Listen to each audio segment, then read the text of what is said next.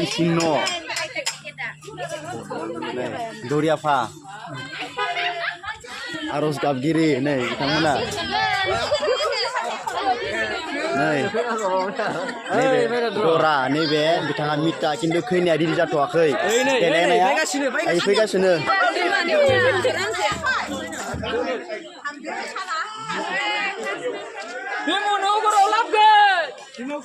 Dimaksini berai. Kena ke mon lagan? Kena ke mon lagan? Sirangni berai. Dimaksud lagan. Dimaksud lagan. Juli golanggan. Buria. Buria bina. Nama butuh setelah itu ince? Jangan. Kakak lapor biban. Buria dalam ince? Nih, boroni. Wal kahen. Dal. Indi empuk sinai.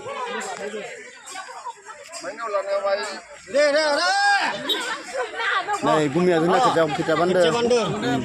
Kerja bandar.